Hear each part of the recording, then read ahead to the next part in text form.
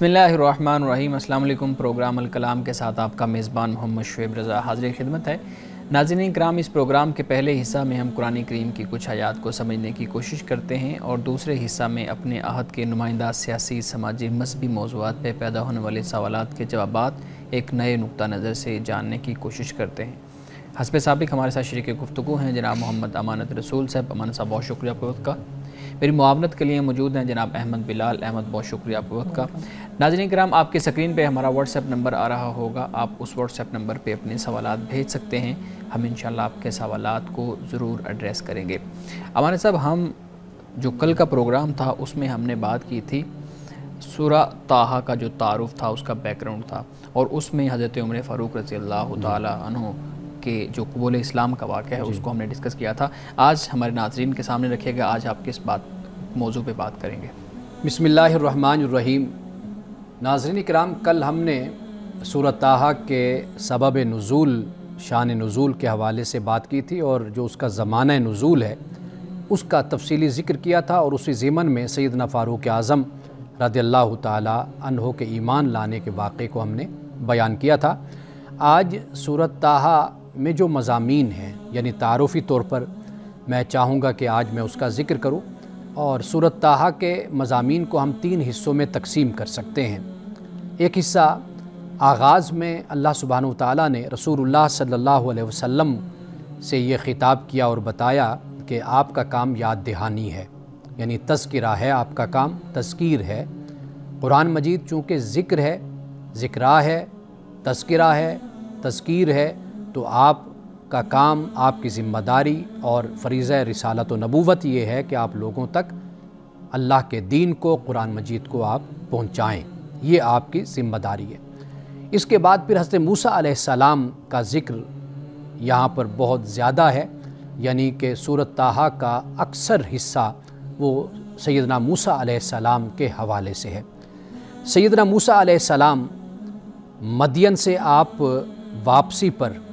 आप वादी तुवा में, जो मुक़द्दस वादी है, वहाँ पर आप पहुँचते हैं। इसका ज़िक्र सूरत ताहा में है, और वहाँ पर अल्लाह सुब्हानहू तआला आपको फिर रिसालत और नबूवत का मकाम और मर्तबा आपको अता करता है। और फिर इसके बाद रिसालत और नबूवत का मर्तबा देने के बाद फिर हिदायत, इंस्ट्रक्शंस, रहनुमाई वो क्या होनी चाहिए, वो फिर अल्लाह सुब्हानहू तआला हज़रत मूसा अलैहिस्सलाम को नबूवत और रिसालत के मनसब के बाद फिर ये हदायत भी आपको अल्लाह देता है। और फिर इसी सूरत में बताया गया कि 2 मोजज़े हज़रत मूसा अलैहिस्सलाम को दिए गए। इसके अलावा भी मोजज़ात हैं, वो सूरतुल आराफ में भी उनका ज़िक्र है और दीगर सूरतों में भी उनका बयान है, लेकिन यहाँ पर असा और यद बैज़ा, इनका ज़िक्र हमें सूरत ताहा में मिलता है। और फिर इसके बाद अल्लाह पाक ये फरमाता है कि फ़िरौन के पास आप इंज़ार और दावत के लिए आप जाइए, और हज़रत मूसा अलैहिस्सलाम फिर यहाँ पर अल्लाह की बारगाह में दुआ भी करते हैं। आप अपने लिए भी दुआ करते हैं, और रब्बि इश्रह ली सदरी, ऐ अल्लाह मेरे सीने को खोल दे, वयस्सिर ली अमरी, मेरे मामले को तू आसान भी फरमा दे, वहलुल उक़दतम बिल लिसानी यफ़क़हू क़ौली, और मेरी ज़ुबान के उक़दा को भी खोल दे, और इस तरह यानी मुझे अता फरमा ये बोलना, ये गुफ्तगू, कि वो मेरी बात को लोग समझ सकें, और हारून को तू मेरा वज़ीर बना दे ताकि वो इन मामलात में मेरी मदद करे। हज़रत मूसा अलैहिस्सलाम को जब अल्लाह ताला ने यह हिदायत फरमाई, जाने का हुक्म दिया, तो तब हज़रत मूसा अलैहिस्सलाम ने अल्लाह की बारगाह में ये दुआ की। और फिर अल्लाह सुब्हानहू तआला ने हज़रत मूसा अलैहिस्सलाम के दिल को मज़बूत करने के लिए अपने फ़ज़ल ख़ास का, जो अल्लाह ताला ने फ़ज़ल किया हज़रत मूसा अलैहिस्सलाम पे, उसका फिर ज़िक्र सूरत ताहा में होता है। और वो क्या है? वो ये है कि हज़रत मूसा अलैहिस्सलाम की पैदाइश होती है, और पैदाइश पर अल्लाह सुब्हानहू तआला हज़रत मूसा की वालिदा को हुक्म देता है, रहनुमाई करता है कि इस बच्चे को आपने दरिया के सुपुर्द कर देना है। अल्लाह ताला फिर हज़रत मूसा अलैहिस्सलाम को हिफाजत के साथ फ़िरौन के महल तक पहुँचा देता है, और दुश्मनों में हज़रत मूसा अलैहिस्सलाम की परवरिश होती है और आपकी वहाँ पर तरबियत होती है। इसका ज़िक्र भी सूरत ताहा में होता है। और फिर हज़रत मूसा अलैहिस्सलाम के हाथों जो कप्ती का कत्ल होता है,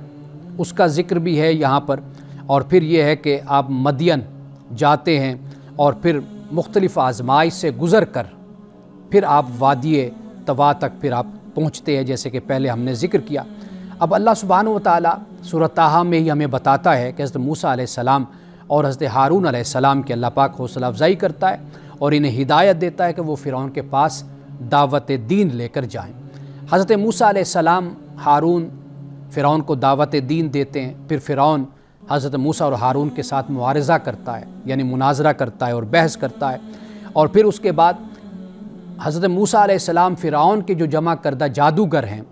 ان کے ساتھ بھی مقابلہ کرتے ہیں۔ قرآن پاک یہاں پر سورۃ طٰہٰ میں اس کو بیان کرتا ہے، اور پھر جب یہ مقابلہ ہوتا ہے تو حضرت موسیٰ علیہ السلام کو اللہ تعالیٰ فتح عطا فرماتا ہے اور جادوگر شکست سے دوچار ہوتے ہیں۔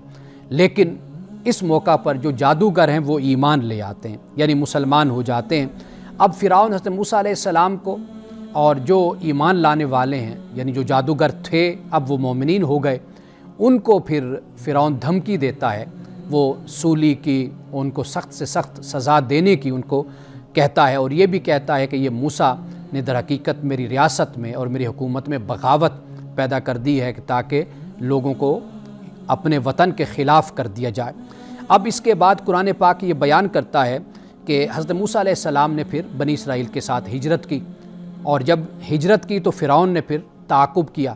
اور صورتحال یہ بنی کہ حضرت موسیٰ علیہ السلام اور بنی اسرائیل تو کنارے تک پہنچ گئے، اور جب فرعون اپنے لشکر کے ساتھ دریا کے درمیان میں پہنچا تو وہ لہریں آپس میں مل گئیں، اس طرح فرعون اور اس کا لشکر غرق ہو گیا۔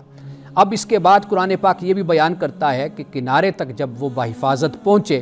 تو اللہ سبحانہ و تعالیٰ نے پھر بنی اسرائیل پر اپنی نعمتوں کو بھی نازل فرمایا، یعنی بنی اسرائیل پر اللہ تعالیٰ نے بڑے احسانات کیے، اور پھر یہ صورتحال بنی کہ جب حضرت موسیٰ علیہ السلام کوہ طور پر گئے تورات لینے کے لیے تو پیچھے کیا ہوا، حضرت ہارون علیہ السلام کو وہاں پر ان کے لیے چھوڑا پیچھے، لیکن وہ قوم ایسی تھی کہ ایسی سرکش قسم کی قوم تھی کہ وہ جو سامری تھا وہ اس کے بہلاوے میں آ کر اور اس نے جو بھی ان کو گمراہ کیا اس کا ذکر بھی سورۃ طٰہٰ میں پھر ہوتا ہے، اور پھر یہ بت پرستی میں یہ قوم مبتلا ہو جاتی ہے۔ اب اس کے بعد اس کے جو اسباب و عواقب ہیں ان کو بھی سورۃ طٰہٰ میں بیان کر دیا گیا۔ آخر میں یعنی تیسرا حصہ جو ہے وہ پھر یعنی پہلے حصے میں رسول اللہ صلی اللہ علیہ وسلم کا ذکر ہوتا ہے، اسی طرح پھر آخری حصے میں بھی اللہ سبحانہ و تعالیٰ رسول اللہ صلی اللہ علیہ وسلم سے پھر خطاب فرماتا ہے، اور اسی دوران کئی اور موضوعات بھی سورۃ طٰہٰ میں بیان ہوتے ہیں۔ تلقین اور تعلیم رسول اللہ کو اللہ پاک یہی فرماتا ہے کہ آپ صبر کیجئے، صبر کی تلقین کرتا ہے، اور وہ لوگ کہ جو آخرت کا انکار کرنے والے ہیں، قیامت کا انکار کرنے والے ہیں، عذاب کا انکار کرنے والے ہیں، ان کو اللہ سبحانہ و تعالیٰ فرماتا ہے کہ اے نبی آپ ان سے یہ کہیے کہ بھئی میں بھی منتظر ہوں، انتظار کرنے والا ہوں، تم لوگ بھی اس کا انتظار کرو۔ تو گویا کہ یہاں پر پھر بہت سے اور موضوعات بھی ہیں جو آخر میں بیان ہوتے ہیں۔ تو رسول اللہ صلی اللہ علیہ وسلم پہ اس صورت کا نزول ہوا، آغاز میں رسول اللہ کا ذکر ہوا، آخر میں بھی رسول اللہ صلی اللہ علیہ وسلم کا ذکر ہوتا ہے، یعنی جس سے معلوم یہ ہوتا ہے کہ رسول اللہ کو اور پھر رسول اللہ کی جماعت صحابہ کو اللہ تعالیٰ کی طرف سے یہ تسلی دی گئی کہ جس طرح حضرت موسیٰ علیہ السلام کامیاب اور کامران ہوئے اور اس بحران سے اور مشکل سے اپنی قوم کو لے کر نکل گئے، تو انشاءاللہ وہ وقت آئے گا کہ جب آپ بھی اپنی قوم کے ساتھ کامیاب و کامران ہوں گے، سرخرو ہوں گے۔ وہ لوگ کہ جو آپ کے دشمن ہیں، آپ کے مخالف ہیں، وہ اسی طرح ناکام ہوں گے، خسران ہوں گے جس طریقے سے فرعون اور فرعون کا لشکر ہوا تھا۔ بہت شکریہ صاحب۔ مختصر یہ بتائیے گا کہ جو ہمارے ہاں صورتوں کو نام ہے، جیسے سورۃ طٰہٰ کا بھی ذکر ہو رہا ہے، تو یہ نام اللہ رب العزت کی طرف سے رکھے گئے ہیں یا بعد میں ان ہر صورت کا نام رکھا گیا ہے؟ دیکھیے اس حوالے سے تو اکثر جو رائے ہے وہ یہی ہے کہ بھئی یہ اللہ سبحانہ و تعالیٰ نے جس طرح صورتوں کی آیات کی ترتیب رکھی گئی، جس کو ہم توقیفی ترتیب کہتے ہیں، میں اپنے ناظرین کے لیے ذکر کرتا چلوں کہ ترتیب نزولی ہوتی ہے اور ایک ترتیب توقیفی ہوتی ہے۔ نزولی سے مراد یہ کہ قرآن جس طرح نازل ہوا، جیسے سورۃ العلق ہے، سورۃ المدثر ہے، اور پھر سورۃ الفاتحہ ہے، یہ نزولی ایک ترتیب بن جاتی ہے، اور سورۃ الفاتحہ کہتے ہیں کہ یہ پہلی مکمل سورت ہے جو نازل ہوئی۔ ایک ترتیب ہے جسے ترتیب توقیفی کہتے ہیں۔ ترتیب توقیفی اللہ سبحانہ و تعالیٰ نے جس طرح رسول اللہ کی رہنمائی فرمائی، उसी तरतीब से रसूलुल्लाह ने फिर आयात को, सूरतों को आपने रखा आपने। ये इसीलिए इसको फिर हम नज़्म कुरान भी कहते हैं कि इसमें एक डिसिप्लिन है, एक ऑर्डर है कि आखिर नुज़ूली तरतीब नहीं रखी गई, तौक़ीफ़ी तरतीब क्यों रखी गई? इसलिए कि आयात का आयात के साथ एक ताल्लुक़ है, इसी तरह सूरतों का भी आपस में एक बातनी ताल्लुक़ जो है वो उस पर ज़रा तदब्बुर किया जाए और गौर किया जाए तो वो इंसान को समझ आ जाती है। तो सूरतों का जो नाम है, अक्सर राय यही है कि अल्लाह ताला की रहनुमाई से ही रसूलुल्लाह सल्लल्लाहु अलैहि वसल्लम ने मुंतखब फरमाया। नाज़रीन किराम, यहाँ वक्त हुआ चाहता है एक ब्रेक का, हमारे साथ रहिएगा।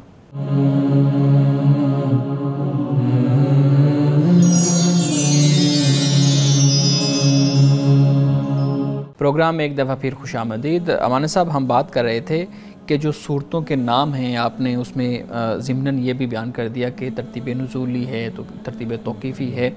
तो अब यहाँ पे एक सवाल ये भी पैदा होता है कि जो मुतरज़्ज़ीन हैं, जो मुस्तशरिकीन हैं, इतराज़ करने वाले हैं, वो ये सवाल इतराज़ करते हैं, वो कहते हैं जी कुरान पाक की जो अक्सर सूरतें हैं उनके जो नाम हैं वो खुदा ताला की तरफ से नहीं रखे गए, बल्कि जब हम वो जमा व तदवीन कुरान वाला सारा मामला पढ़ते हैं तो उसमें देखा जाता है कि किसके पास कौन सा नुस्खा था, किसके पास कौन सी सूरत थी। तो वो कहते हैं जिस सहाबी के पास या सहाबिया के पास जो सूरत थी, जब उससे वो सूरत ली गई जमा करने के लिए तो उसी सहाबी के नाम का कुछ हिस्सा सूरत का नाम रख दिया गया। आप इस एतराज़ पे क्या कहेंगे? देखिए, मैंने अभी इस बात को बयान किया है और मिसाल के तौर पर अगर कोई नाम सहाबा की तरफ से भी रखे गए, मैं माजरत चाहूँगा, वो कहते हैं ये सूरह ताहा जो है हज़रत तलहा की तरफ से आई थी, तो तलहा की जगह ताहा यानी कुछ अल्फाज कम करके ताहा रख दिया, इस तरीके से। देखिए, आप लफ्ज़ को किसी तरीके से भी बयान कर सकते हैं, तो उस पर तो कोई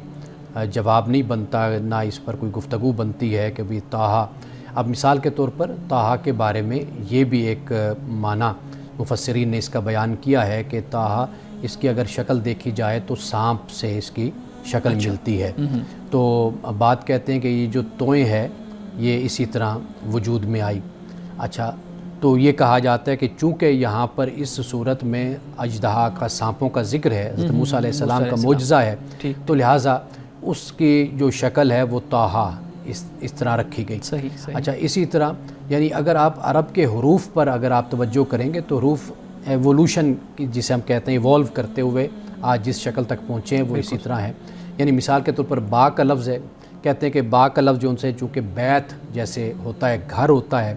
तो जहाँ पर इंसान रात गुजारता है, तो उस बा की अगर आप शक्ल देखें तो वो इसी तरह बनती है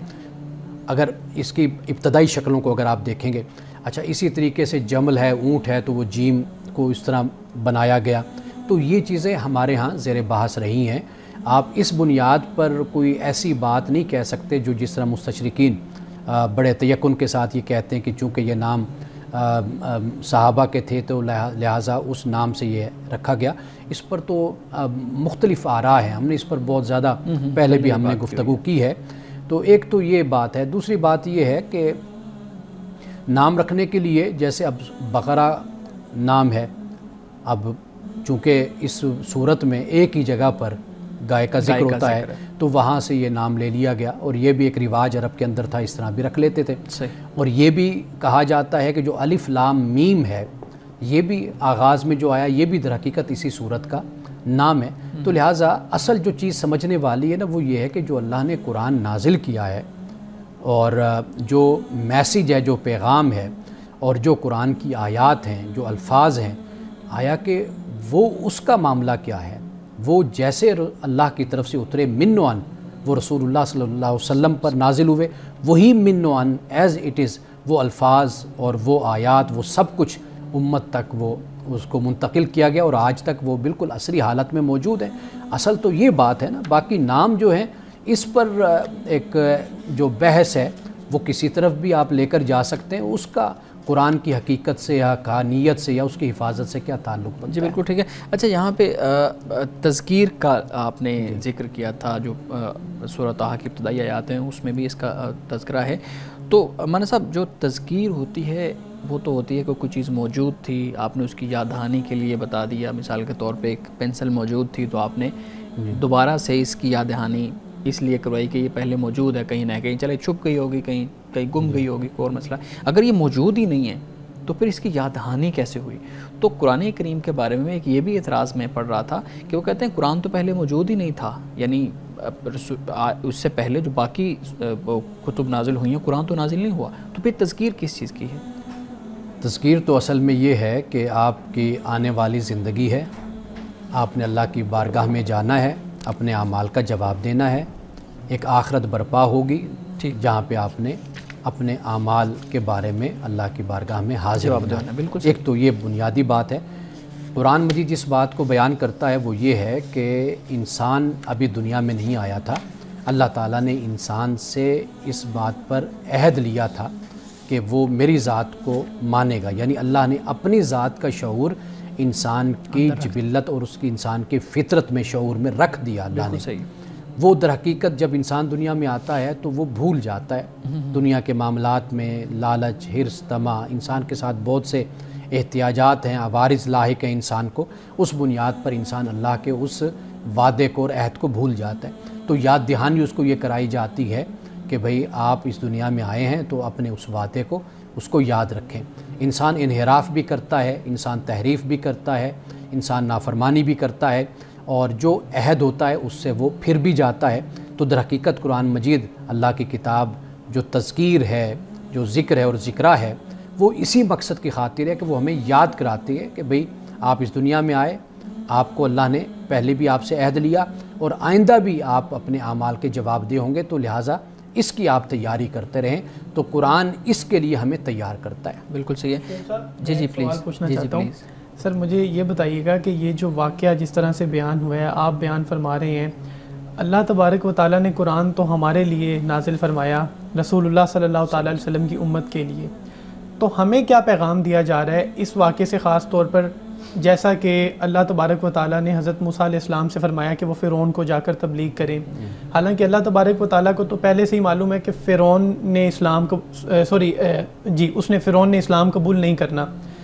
تو پہلے سے معلوم ہے، پھر بھی حکم دیا جا رہا ہے تبلیغ کریں، اور پھر قرآن میں اس واقعے کا ذکر، تو ہمیں بتانے کا یعنی بنیادی مقصد اور حکمت کیا ہے اس میں؟ دیکھیے، پہلی بات تو یہ ہے کہ فرعون تک پیغام پہنچانا یہ در حقیقت اتمام حجت کو قائم کرنا ہوتا ہے۔ دنیا میں آپ اپنے بچے کو بھی لیتے ہیں نا، اگر آپ اس کو نہ سمجھائیں اور وہ غلطی کر کے کسی بھیانک نتیجے تک پہنچے یا بڑے حادثے سے دوچار ہو جائے، تو اس کا کہنا پھر یہی ہوتا ہے کہ جی آپ مجھے بڑے تھے، آپ نے کیوں نہ سمجھایا۔ قرآن مجید نے اسی بات کو بیان کیا کہ ہم مہلت اور مدت جو دیتے ہیں وہ اسی لیے دیتے ہیں تاکہ کل یہ کوئی عذر نہ پیش کر سکیں، یہ نہ کہہ سکیں کہ جی ہم تک تو آپ کا پیغام نہیں آیا تھا، آپ کا رسول نہیں آیا تھا، اگر آتا تو ہم ضرور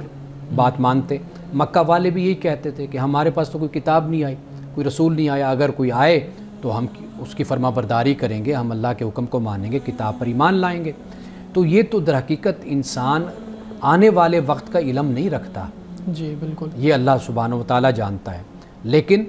انسان کے سامنے جو کچھ پیش کیا جا رہا ہے انسان پابند ہے اس کا کہ اگر وہ حق اور سچ ہے تو اس کو ضرور تسلیم کرے اور اس پر ایمان لائے اور اس پر عمل کرے۔ جی ٹھیک ہے، لیکن دوسرا حصہ جو اس کا ہمیں قرآن میں یہ بات بیان فرمائی گئی اور ہمیں بتایا گیا، اس کی حکمت کیا ہے؟ دیکھیے، قرآن مجید ہماری عقلوں کو جھنجھوڑتا ہے جی، اور ہمیں یہ بتاتا ہے کہ بھئی ایک قوم نے اس طرح زندگی گزاری تھی تو کیا نتائج مرتب ہوئے تھے، اور ایک قوم نے اس طرح زندگی گزاری تھی تو کیا نتائج نکلے تھے۔ اچھی قومیں، بری قومیں، ان کی زندگی میں جو کچھ بھی مسائل اور مشکلات اور جو مصائب و آلام آتے ہیں وہ اللہ تعالیٰ دکھاتا ہے کہ بھئی آپ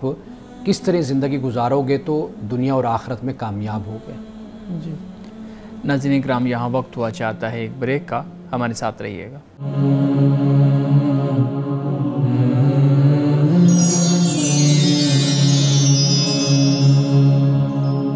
پروگرام میں ایک دفعہ پھر خوش آمدید۔ امان صاحب، ہم اپنے ناظرین کے سوالات بھی آپ کے سامنے رکھتے ہیں۔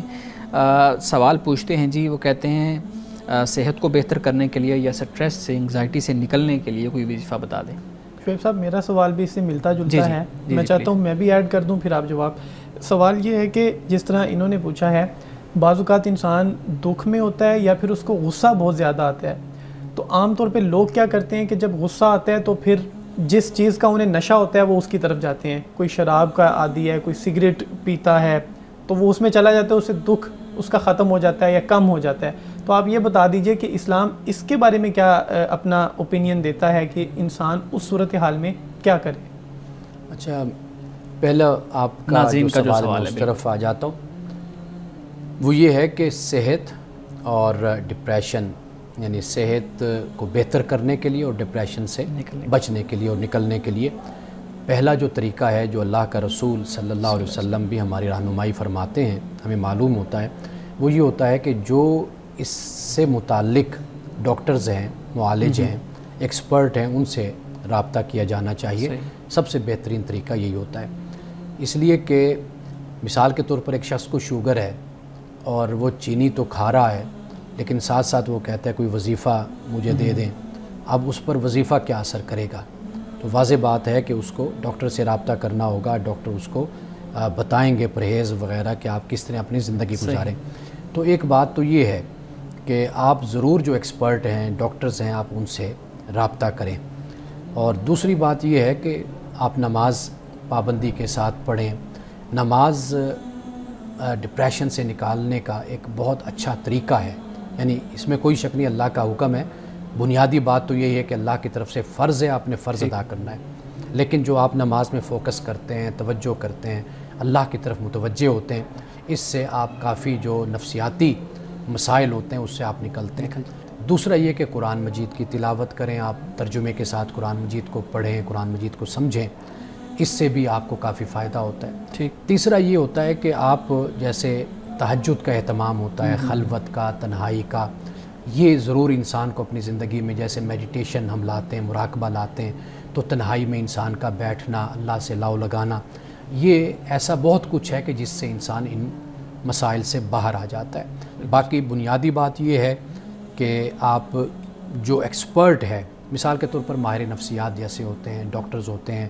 آپ کو صحت کی کوئی ممکن ہے کہ کوئی ایسے عوارض لاحق ہوں, صحت کے حوالے سے کوئی بیماریاں لاحق ہوں, آپ اس پر توجہ کریں گے تو صحت آپ کی بہتر ہوتی چلی جائے گی. تو باقی نماز ہے, قرآن ہے, تہجد ہے, آپ ان کا اہتمام کریں, اللہ تعالیٰ بہتری فرمائے گا. ٹھیک ہے مولانا صاحب, دوسرا سوال وہ پوچھتے ہیں جی, ہم جب نماز پڑھتے ہیں تو نماز میں تشہد پہ جب بیٹھتے ہیں تو ہم انگلی کھڑی کرتے ہیں, وہ انگلی کیوں کھڑی کرنی چاہیے اور وہ ضروری ہے؟ دیکھیے, وہ ضروری تو نہیں ہے, یعنی ہم اس طرح نہیں کہہ سکتے کہ جیسے آپ تشہد آپ پر فرض ہے, رکن ہے نماز کا, اس طریقے سے کوئی انگلی کا ہلانا یہ کوئی آپ پر فرض نہیں ہے. آپ علیہ الصلوۃ والسلام سے یہ ثابت ہے, یہ منقول ہے, یہ معلوم ہے کہ آپ علیہ الصلوۃ والسلام انگلی اٹھاتے تھے, یعنی لا پر انگلی اٹھاتے ہیں اور اللہ پر نیچے کر لیتے ہیں انگلی کو. لا سے مراد یہ ہوتا ہے کہ آپ دنیا کے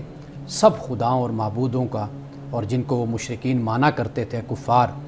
آپ سب کا انکار کر رہے ہیں. جب آپ نے اللہ کہا تو اس پر آپ انگلی کو نیچے لے آئے, تو جب آپ انگلی کو نیچے لائے تو مطلب یہ کہ آپ مگر صرف ایک خدا کو آپ مانتے ہیں. مولانا صاحب میں چاہوں گا آپ تھوڑا اس کو پورا پڑھ دیں گے نا, تو لا اور اللہ یہ ہمارے ناظرین کے لیے واضح ہو جائے گا. جیسے وہ اشہد اللہ الہ الا اللہ, جیسے مثال کے طور پر ہم بیٹھے ہوئے ہیں, جی تو اشہد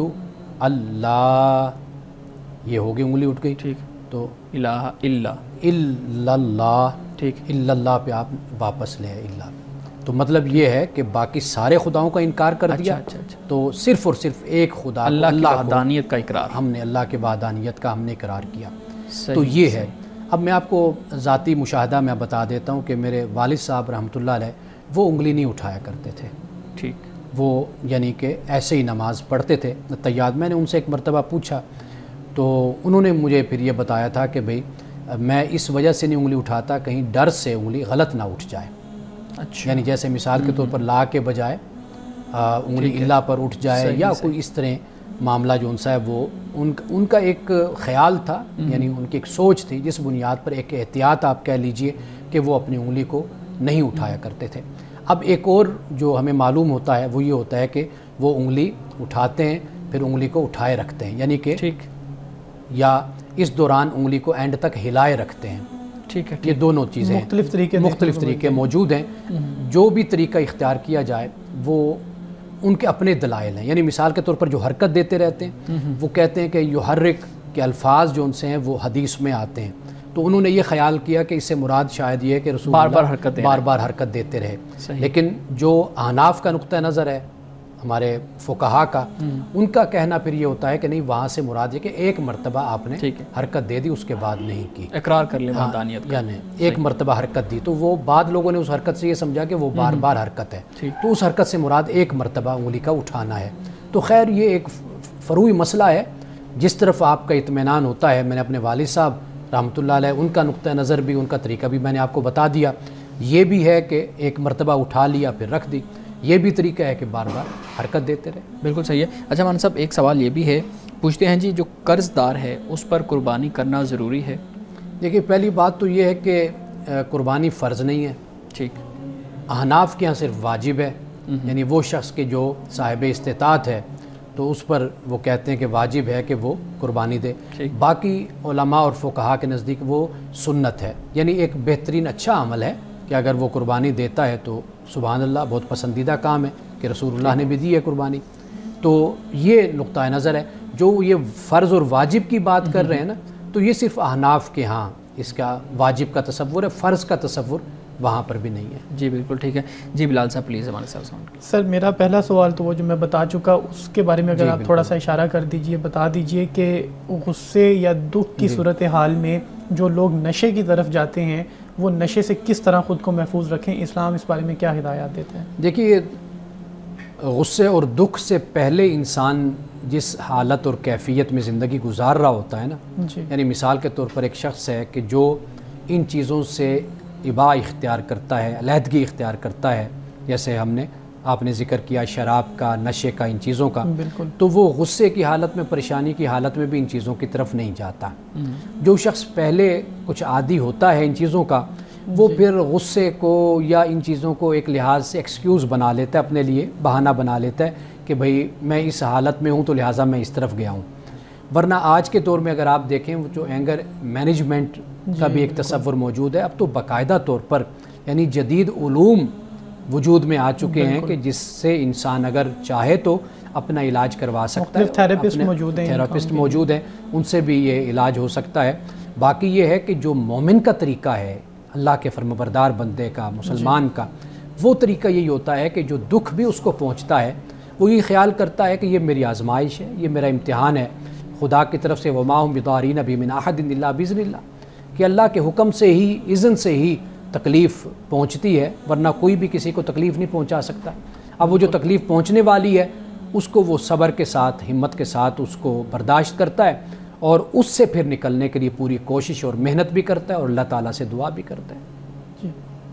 ناظرین اکرام یہاں وقت ہوا چاہتا ہے ایک بریک کا، ہمارے ساتھ رہیے گا.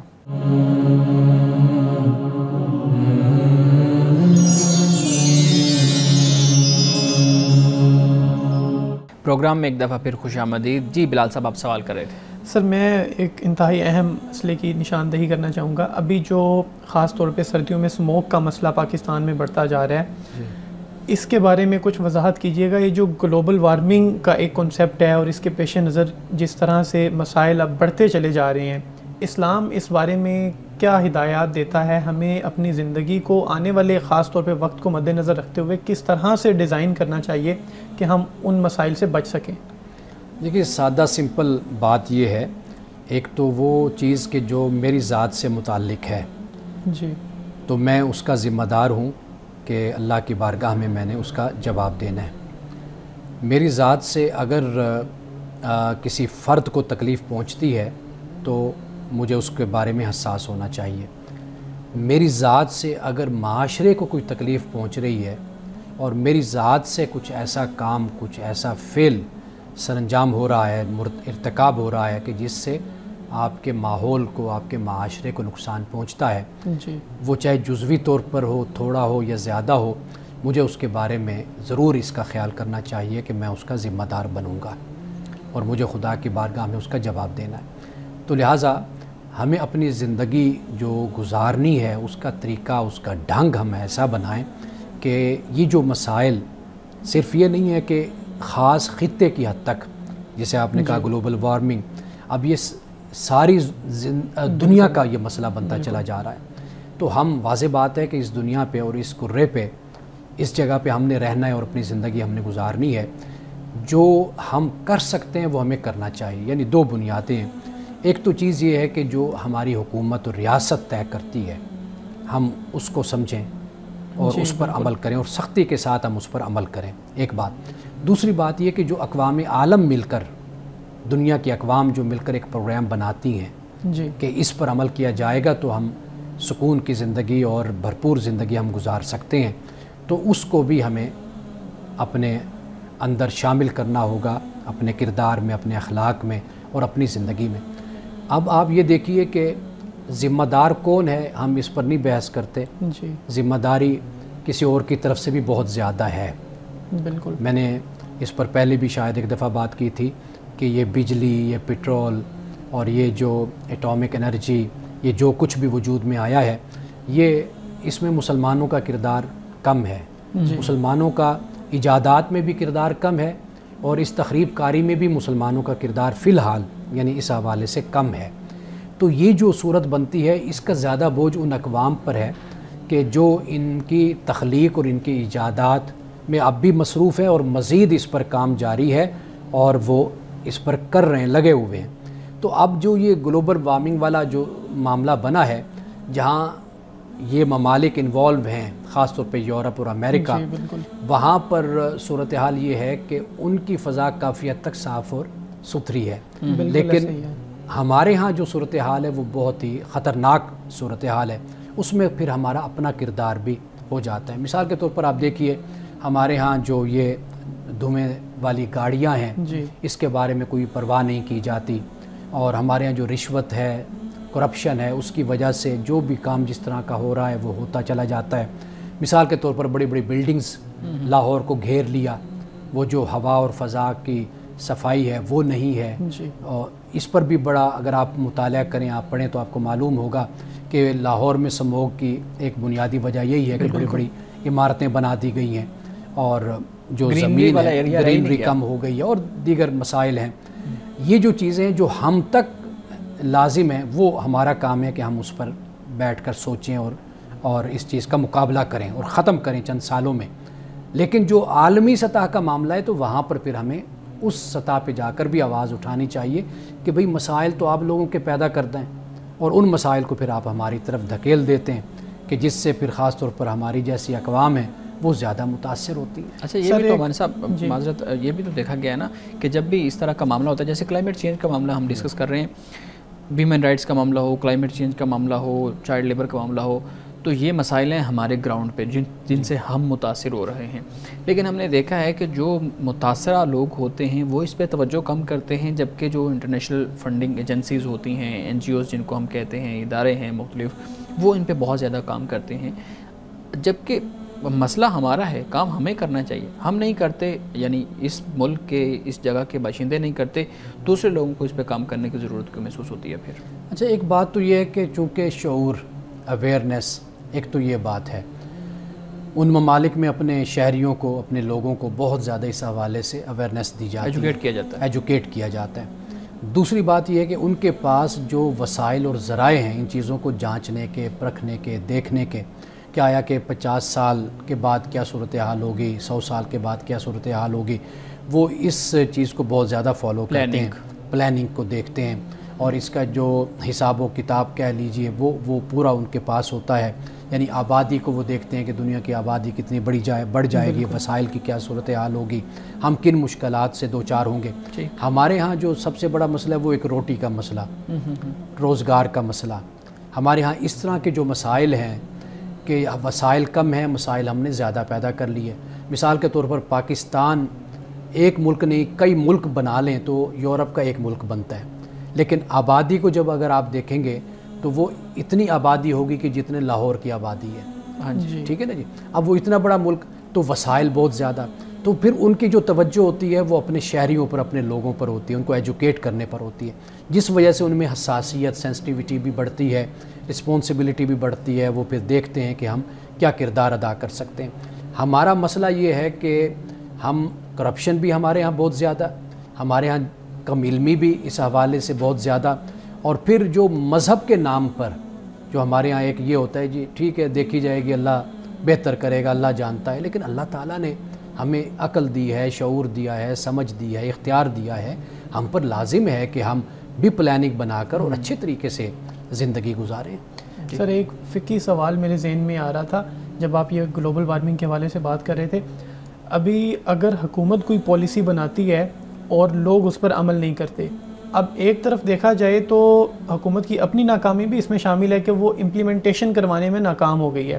تو کیا اس میں کوئی گناہ کا بھی وہ ہوگا کہ حکومت کے جو نمائندے ہیں ان کو گناہ ہوگا کوئی، یا ان سے پوچھا جائے گا کہ آپ اس کی امپلیمنٹیشن کروانے میں کیوں ناکام رہے، حالانکہ عوام خود بھی اس پہ عمل نہیں کر رہی؟ دیکھیے، جو جس حد تک ذمہ دار ہوگا وہ اس کا جواب دہ ہوگا، لیکن آپ یہ دیکھیے کہ حکومتوں کا جو طریقہ ہوتا ہے نا، وہ یہ ہوتا ہے کہ معاشرے کی مختلف اکائیوں کو انوالو کرتے ہیں۔ جی بالکل، یعنی مثال کے طور پر علماء کو انوالو کیا جاتا ہے، ممبر کو، مسجد کو انوالو کیا جاتا ہے، آپ اپنے اہل دانش، اہل قلم، اہل علم اور کالم نگار، آپ ان سب کو انوالو کرتے ہیں، آپ سکول، کالج، یونیورسٹی کو انوالو کرتے ہیں، آپ ڈاکٹرز کو انوالو کرتے ہیں۔ یہ پوری ایک تحریک کی جب صورت بنتی ہے نا، تو پھر معاشرے میں تبدیلی ہوتی ہے۔ یہ جو طریقہ ہوتا ہے نا کہ کچھ آپ ایڈز چلا دیتے ہیں ٹیلی ویژن پر، کچھ مشہوریاں کر دیں، کچھ آپ اس طرح کچھ کام کر دیے اور بیٹھ کر اجلاس کر لیے، یہ بھی اپنی جگہ پر بڑے اہم کام ہوتے ہیں، لیکن آپ معاشرے کی دیگر اکائیوں کو، دیگر شعبوں کو، دیگر لوگوں کو جب تک آپ انوالو نہیں کرتے نا، تو اس وقت تک آپ ان مشکلات پر قابو نہیں پا سکتے۔ امان صاحب، آج کے حدیث مبارکہ بیان کیجیے گا۔ آج کی حدیث بہت ہی اہم ہے اور یہ حدیث تجارت کے حوالے سے ہے، یعنی تاجروں کے حوالے سے ہے۔ رسول اللہ صلی اللہ علیہ وسلم نے فرمایا، اور روایت کرنے والے ہیں حضرت عقبہ بن عامر، اور یہ ابن ماجہ کی حدیث ہے۔ فرماتے ہیں کہ رسول اللہ صلی اللہ علیہ وسلم نے فرمایا کہ مسلمان کا بھائی ہے، جو مسلمان اپنے بھائی کے ہاتھ کوئی چیز بیچے اور اس میں عیب ہو تو اس کو چاہیے کہ اس عیب کو اس سے صاف صاف بیان کر دے۔ عیب کو چھپانا کسی مسلمان تاجر کے لیے جائز نہیں ہے۔ یعنی جب آپ کوئی تاجر ہے، دکاندار ہے، جب وہ کوئی چیز بیچتا ہے تو پھر اس پر لازم ہے کہ وہ گاہک کو اس کے بارے میں بتا دے کہ یہ کس کوالٹی کی چیز ہے اور اس میں کوئی عیب تو نہیں ہے۔ اگر کوئی عیب ہے تو اس عیب سے بھی گاہک کو آگاہ کر دے، بتا دے، خبردار کر دے کہ اس میں یہ عیب موجود ہے۔ اور آپ نے یہ فرمایا کہ عیب کو چھپا کر کوئی اپنی چیز کو بیچتا ہے تو یہ اس کے لیے جائز نہیں، یعنی گویا کہ وہ اس کے لیے حلال رزق پھر نہیں رہے گا، وہ اس کے لیے حرام ہو جائے گا۔ ناظرین کرام، اس دعا کے ساتھ اپنے پروگرام کا اختتام کریں گے۔ اللہ رب العزت حسن کلام اور تاثیر کلام عطا فرمائے، ہماری زبان کے گروں کو کھول دے اور سننے والوں تک خیر کا پیغام پہنچے۔ اجازت دیجیے، خدا حافظ۔